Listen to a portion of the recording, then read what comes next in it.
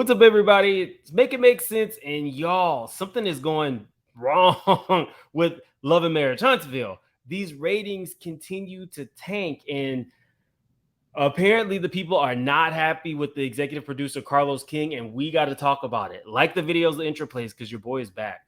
Make it make sense. Make it make sense. That's all. 1 and 1 got to equal 2. Make it make sense. Hey, Yeah, I love that. Make it make sense. Make it make sense, boo. Big moves. Surfer. Make it make sense. Tell me how you squeeze it. Make it make sense. Tell me about the things that you say. Make it make sense. Tell me about the things of your dreams. Hey, let me work out all the things in between. Make it make sense. Tell me how you squeeze it. Make it make sense. Tell me about the things that you say. Make it make sense. Tell me about the things of your dreams. Hey, let me work out all the things in between. Make it make sense. Hey, I see you done made your way back over here on my page, looking and lurking. Yes, I know it's exhausting. She's still doing the same thing. She's still all that. Still all that. Welcome, lurkers and all. Okay, guys, so let's get right into it. These ratings, not great. And it's been consistently not great all season long.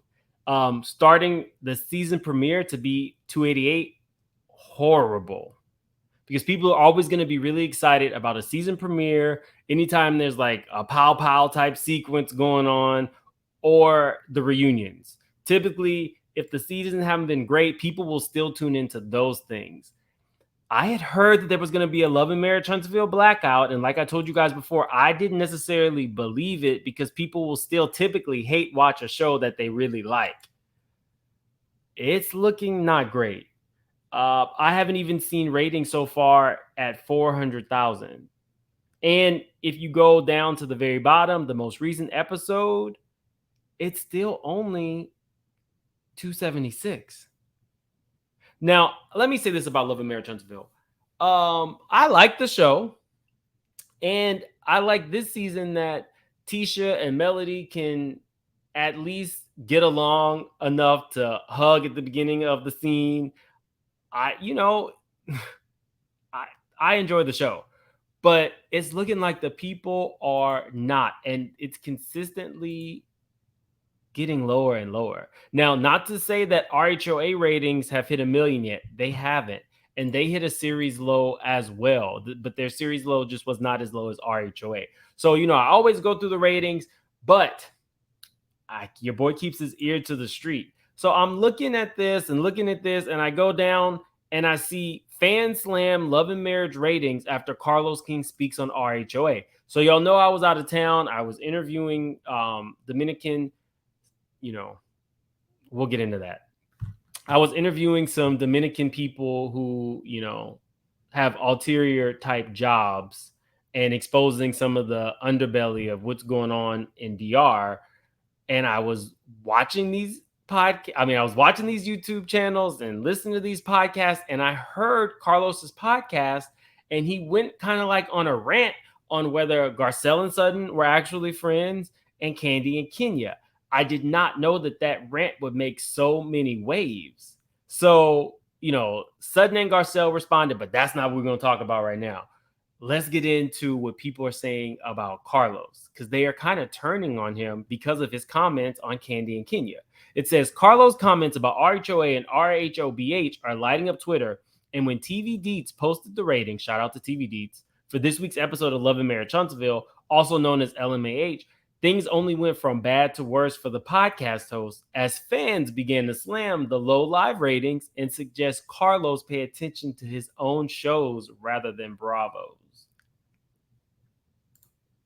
So this is in writing, y'all. Now, people, my subscribers, y'all hit me up all the time. I hear what you guys are saying, but a lot of my subscribers really like Carlos. A lot of my subscribers are also raindrops. So, Carlos has a fan base. He's not going to stop talking. He has every right to have a YouTube channel like everybody else. But what seems to be happening is now people are turning on him.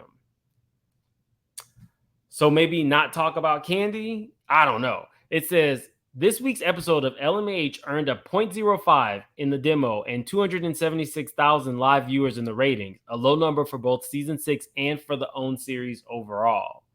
Somebody said, maybe if the cast were in an alliance like Kandi and Kenya, he'd get RHOA numbers.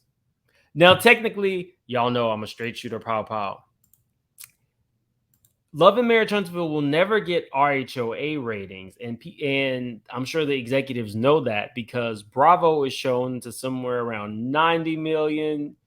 It's like in 90 million households, and I want to say that OWN is in 81. For a lot of channels, OWN is like a lot of like cable providers. OWN is an add-on. Saying all that to be said, the ratings could be better for both RHOA and Love and Marriage Huntsville, but Love and Marriage Huntsville's ratings are dangerously low for their cash cow. Like, that's one of the biggest shows on that channel. But let's continue to what the people are saying. Ashley Miller, who I have been watching since probably like 2016, said, well. Like, they are going in on Carlos. Jay Lee's Corner, another YouTuber, says the ratings are down because the producer of the franchise has not allowed the story show to evolve since season 1.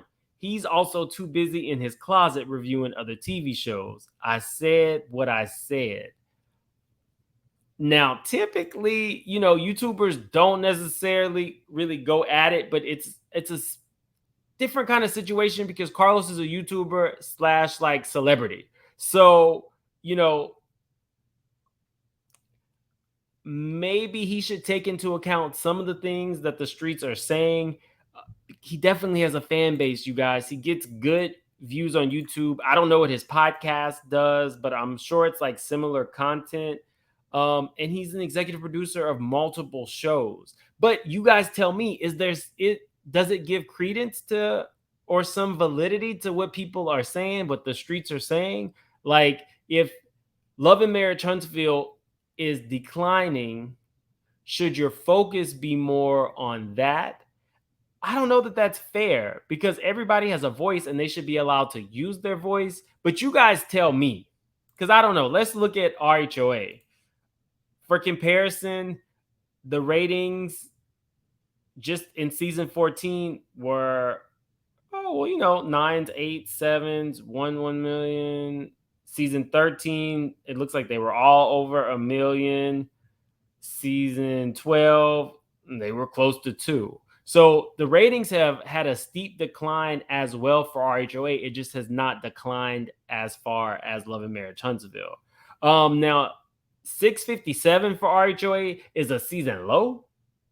And I wouldn't be surprised if that's close to a series low for RHOA because that was the biggest show on Bravo. But guys, let's connect the dots. Like, girl, get it together. Connect the dots. Shows like RHOA are not going to produce big ratings unless there is a real scandal.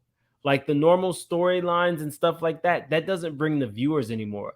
Vanderpump Rules was hitting 2 million views because there was a real scandal going on.